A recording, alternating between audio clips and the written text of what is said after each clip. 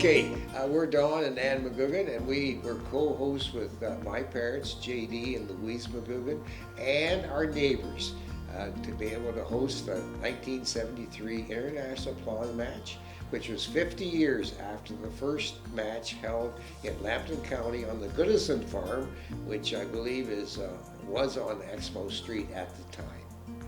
This was a real pleasure and a privilege and an honor for Lambton County to be selected as the host for the 1973 match by the Ontario Plowmen's Association in 1968.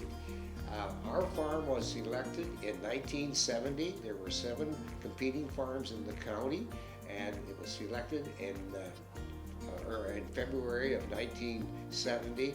And then it took 3 years of planning to get our crops in the right order, and also to provide the roads for the infrastructure to bring people in and do the planning, because it turned into be a city with a hydro, water, sewers, food booths. It was unbelievable what happened, and it turned out to be, I'm going to say, perhaps the best match ever.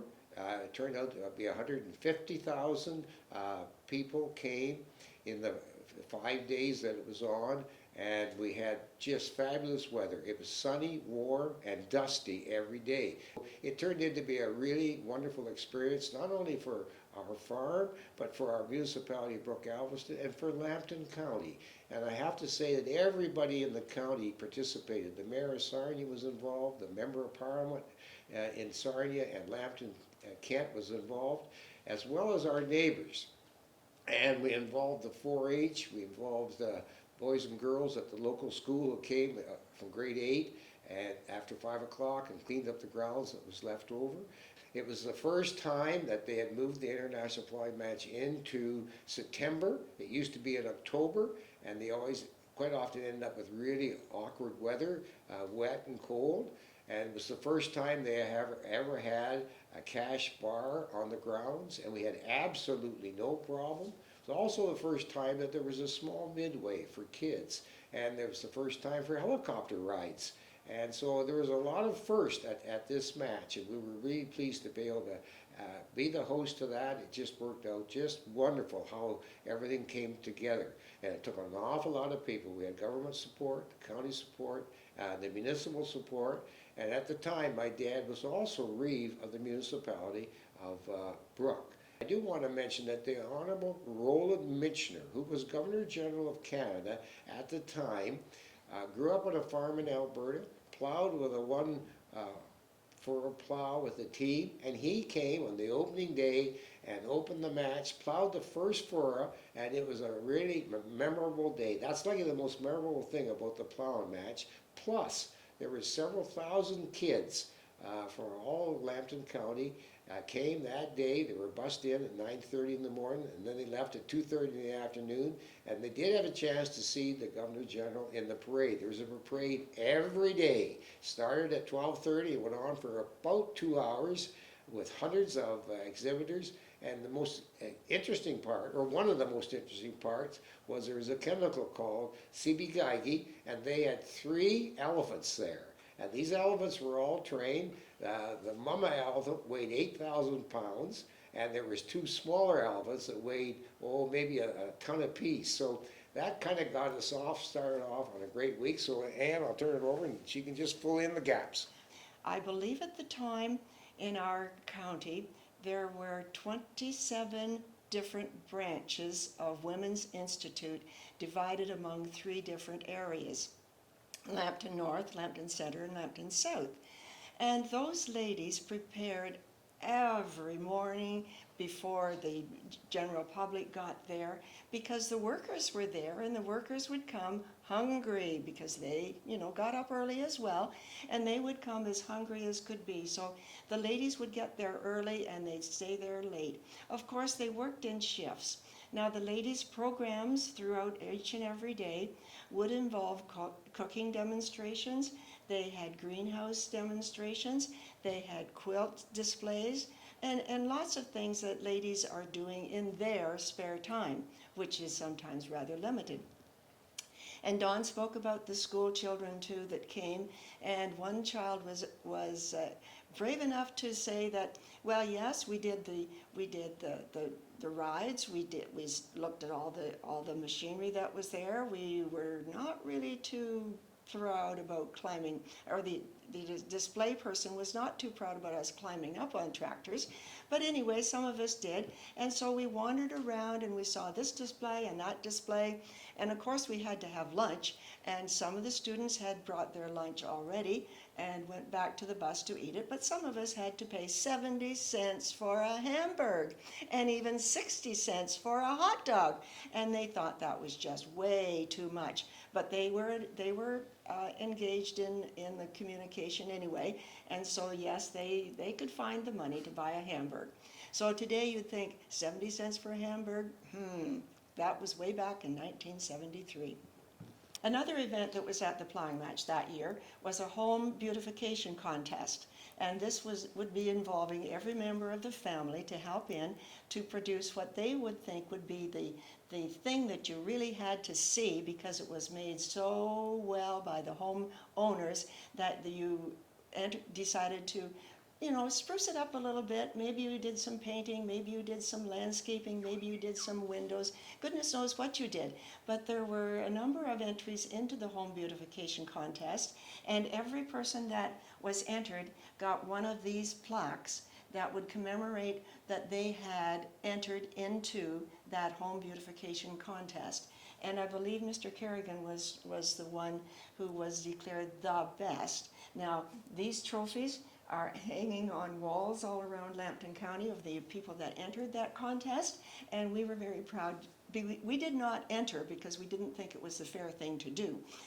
We did not enter, but a lot of people thought, yes, we need to do something, and we did it, and some of them can proudly say, and we won. And I might also say that this plaque was given to everyone, as Ann had mentioned, who had entered into the competition. And the competition started 3 years before, so that people had an opportunity to do whatever they'd like to do. And there were significant prizes. The first prize was $4,000. That was a lot of money in 1973. So it did make a big difference in the county, and it was unbelievable the interest that it did show. It was a county event.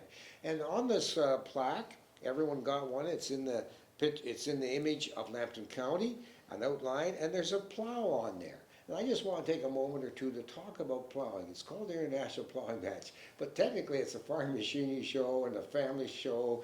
But plowing, it does play a very big role in it. And that year, 1973, the Canadian Plowmen's Association, they had the competition on our farm, and two gentlemen did win that, and they went also on to Helsinki, Finland in 1974 to compete in the world competition. So plowing did play a big role.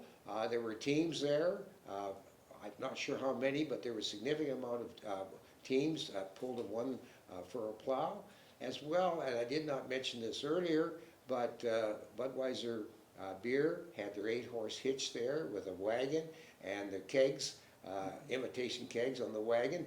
And so it was a pretty impressive deal. I need to talk a little bit about the safety of it. We were very fortunate. The OPP were just excellent. There was 36 officers assigned for that week, and they controlled the entrance to and from. And they had 8 cars, and they had 8 motorcycles, and we had absolutely no trouble with anybody or anything. Nothing was reported stolen. Nobody got hurt. Safety people were on there. An ambulance was there. This was before we had the ambulance system that we have now in Lambton County.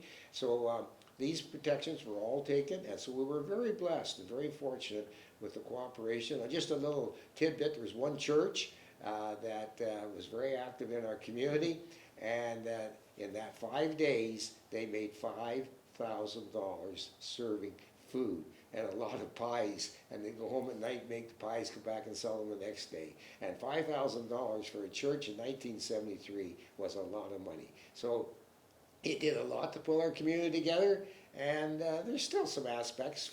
We're 49 years later, and I believe Ann and I are the last survivors of that whole group that was involved. So after 1973, we take a look at where we are in agriculture today. There has been big changes. We're doing this at the 49th anniversary, but next year it'll be 50 years. And I take a look back at the 50 years, and I've been farming all that time. Well, we aren't a big farmer, but we are pretty innovative in what we do on our farm today. I think it's important that we still have these opportunities for families to get together and for industry to come and show what they got. And yeah, the plow match has changed big time in Ontario. They still have it. It's certainly not as large as it used to be, but there has been more competition with other trade shows. And so I think that it did a great thing for our community, and there's still some lasting effects in our community of the results of that. And so I hope that they don't lose that part of agriculture. And we were very fortunate in '73 that many people from the city of Sarnia, Mayor Paul Blundy was the mayor at the time, and my father was Reeve in Brook Alveston, and they got along really well. And Mayor Blundy was out on the opening day for the parade. He was back again on Saturday for the last day of the parade, and he only had good things to say. And I know that he was on the radio promoting agriculture to the residents. The Chamber of Commerce was involved, and so we did have an impact on the city of Sarnia, which was not near as large as it is today. So hopefully that we don't lose it, but times have changed and agriculture has changed, and to find that now 1,000, 1,200 acres in one block that people are willing to compensate whatever for 3 years, it's hard to do. So we are in change. It will continue on, I believe, in a different tradition, but it'll still have the agricultural role, and industry will still have a chance to come and show what's new for agriculture.